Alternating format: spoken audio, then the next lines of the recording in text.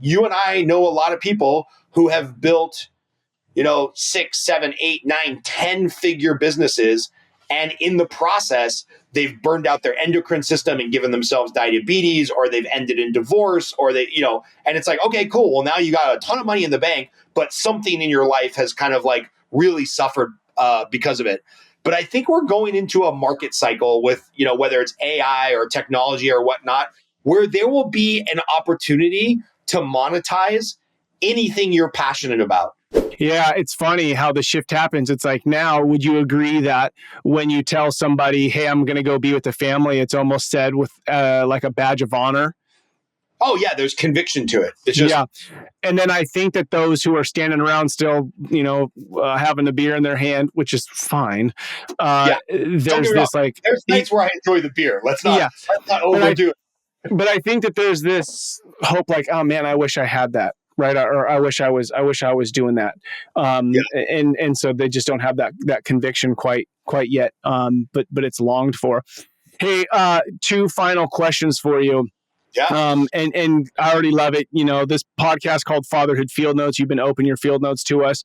The mantra is rebel and create. And you're already clearly a rebellious guy, right? Rebelling against school, starting your own school.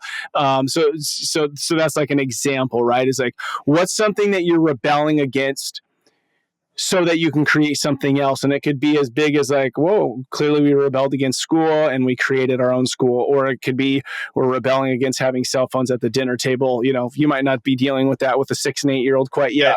But what's something that you are currently sort of passionate, obsessed about, that you're rebelling against and wanting to create something in its place? Yeah. So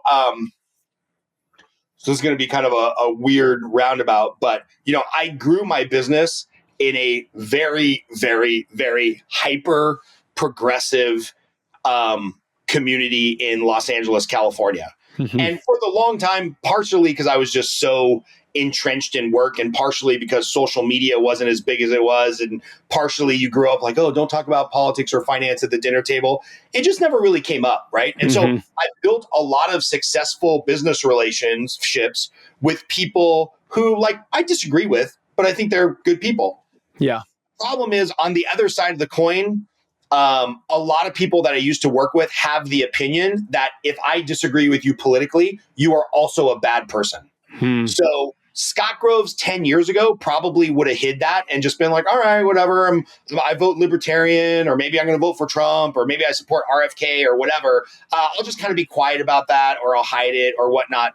But now that I have kids, I'm like, no, I can't be quiet about that stuff, because I think personally, the hardcore progressive vision for the country is not where I want my kids to live. Like, right.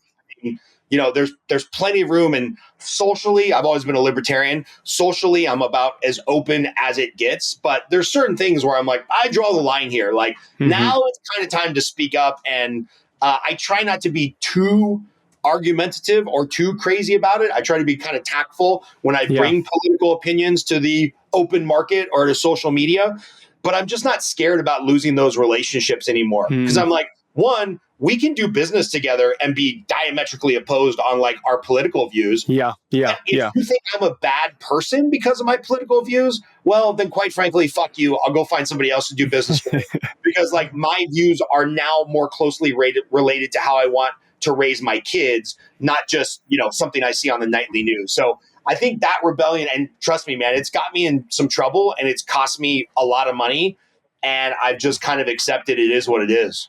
Yeah. Oh man, what a great answer. And that's a hard shift to make when you're in sales, right? Because we want to be chameleons at times, or hide it. But I think it's really important too that we want our kids to have a voice. And clearly, this is my perception. I was going to say, when the tables are turned, like, we're supposed to accept that other view. Right.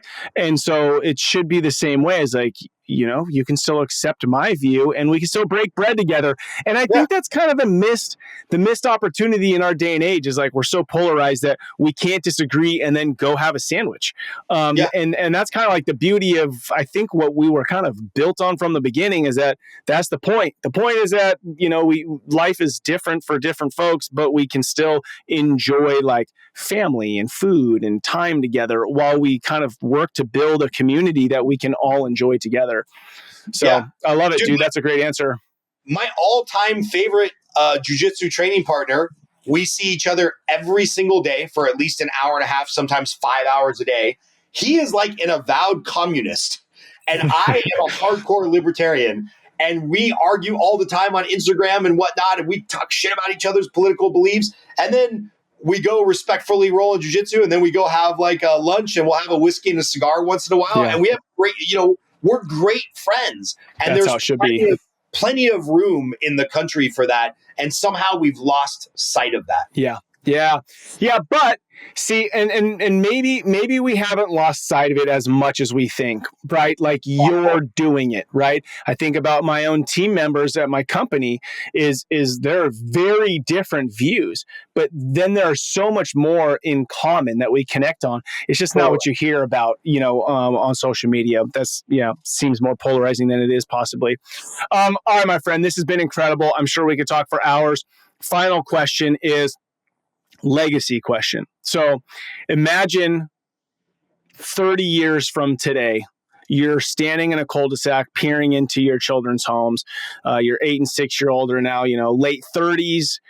They have their own families. What is it that you see being played out in that house that just puts a big old smile on your face to go, man, I showed up as a father the last 30 years? Yeah.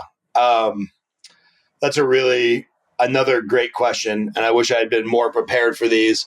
But it's like my hope for them is that they experience family, right? My wife's family with all their flaws, just like everybody else's family, they're really close. I've hugged my mother-in-law significantly more times than I've hugged my own mom. And, my parents are really great people. Like they're real. Even my dad, who I'm kind of estranged from right now, he's a great dude. They just, they had kids when they were 19 years old and kind of didn't have the playbook and didn't have access to tools that like you and I have. But we were and have never been very close as a family. You know what I mean? And so I would say, if I'm looking forward into the future, one, they have a family, right? They have a spouse that they love and kids that they adore. Hopefully I'm still around and they're taking care of mom and dad as far as like keeping the family nurturing close. And then, I think we're going into a time where for a lot of people, for the majority of human history, it's either do what you love and be broke or work really hard and be somewhat miserable, but make a lot of money, right? It's like, I think of my friend Mike, who's doing exactly what he wants to do. He's a struggling comedian. He's like working to like hone his craft and whatnot. And he's dead broke, right? And I love him to death. And he kind of counts on the charity of people to keep him afloat until he makes it, right? And then on the other side, you and I know a lot of people who have built, 6, 7, 8, 9, 10-figure businesses. And in the process, they've burned out their endocrine system and given themselves diabetes, or they've ended in divorce, or they, and it's like, okay, cool. Well, now you got a ton of money in the bank, but something in your life has kind of like really suffered because of it.